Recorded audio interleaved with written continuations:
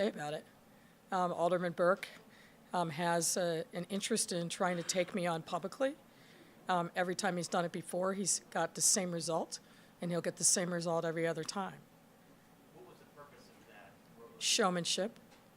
Apparently, Alderman Burke has forgotten that I'm a 30-year trial lawyer. And the last time he tried it, he got something that he wasn't expecting. So the notion that Ed Burke, fill in the history, is somehow now concerned about gender equity is laughable. It was just a stunt.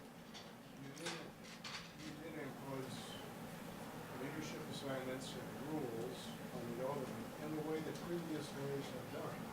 Does this change? Well, what we did is spend a lot of time talking with aldermen ahead of time to make sure that we understood specifically what their needs were. I mean, we had countless meetings, countless phone calls. So unlike, I think, in the past, where there was a small clouded few that, and that the order was imposed from on high, we spent a lot of time in collaboration with the aldermen, and we'll continue to do that.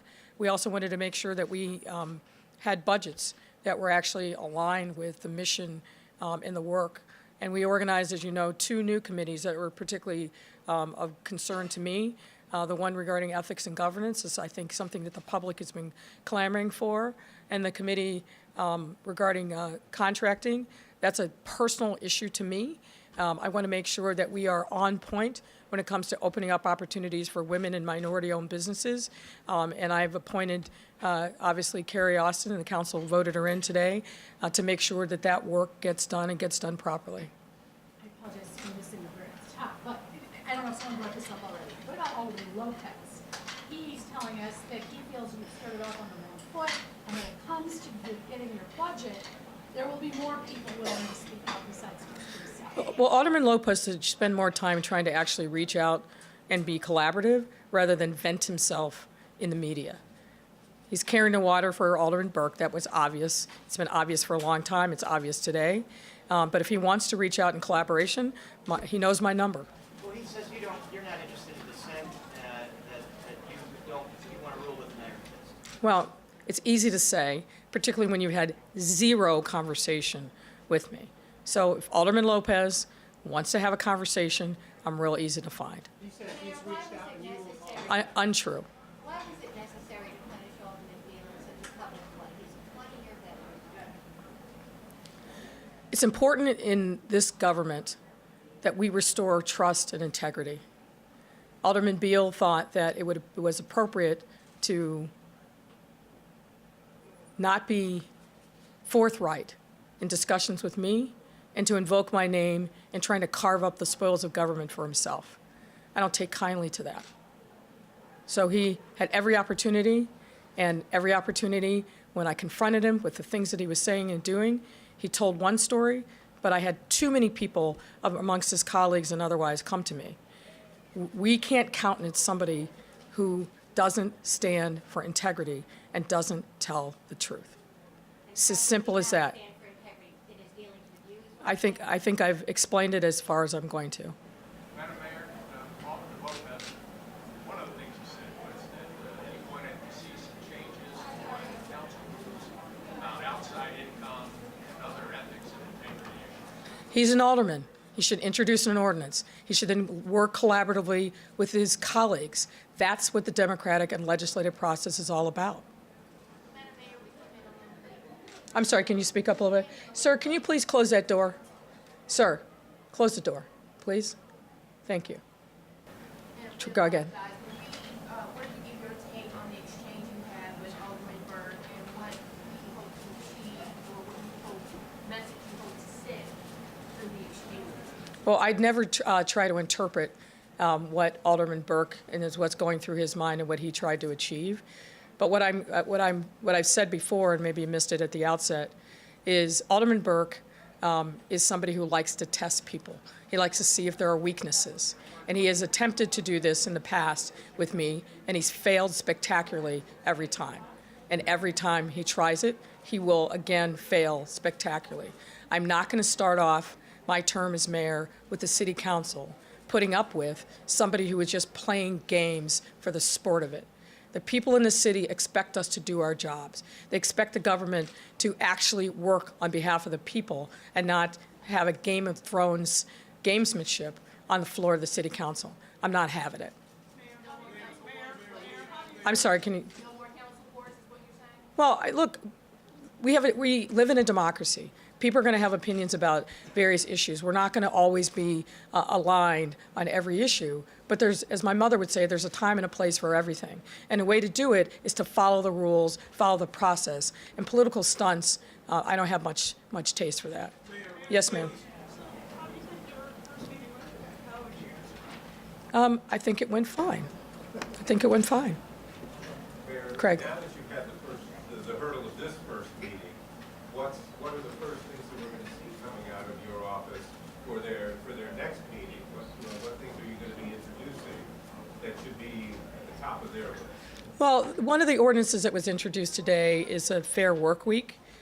And I've been following this. It's been, a long time process. And there was a lot of work and activity that were done earlier this year, and then those discussions stalled. So the concept is certainly something that I support. I understand that there are differences even amongst the business groups versus the organized labor and allies of workers. My hope is that those discussions will be reignited and that there will be a middle ground that is found, and I'm happy to do my part in moving this issue forward. People have to know what their schedules are. There has to be predictability.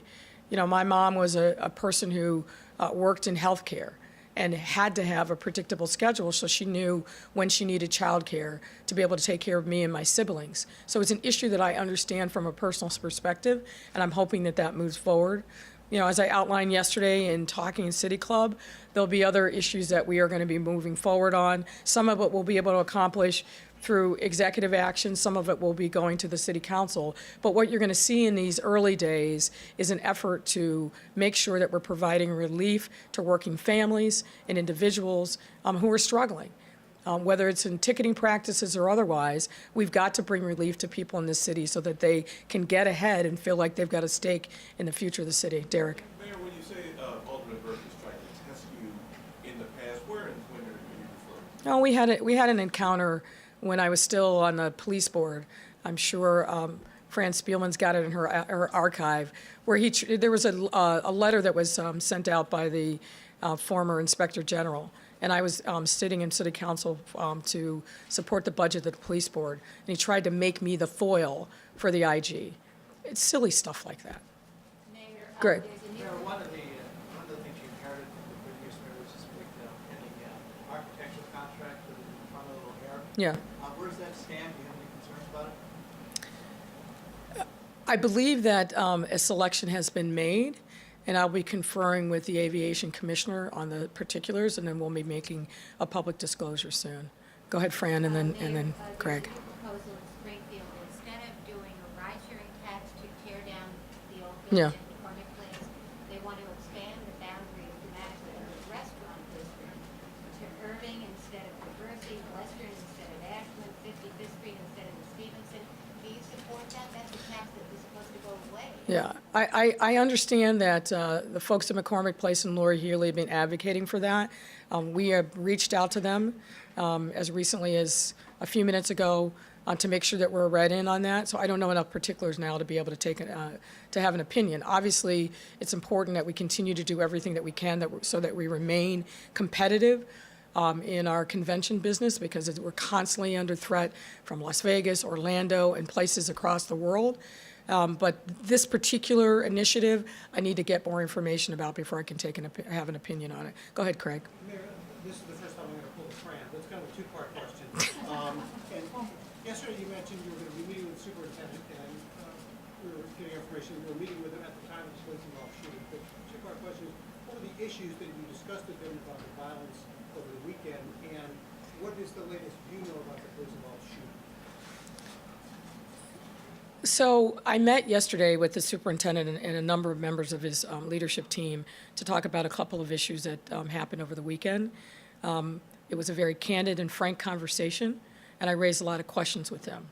My objective is not to micromanage the police department, but I will absolutely hold them accountable. I was getting briefed on the developments over the course of the weekend, and there were a couple that caught my attention. I'm not going to disclose particularly what they were, but I think the superintendent and his leadership team, if they didn't know it before yesterday, they certainly know it now, that I'm going to hold them accountable for what happens on the streets. And the police-involved shooting, the facts are evolving. I know that there's an investigation underway.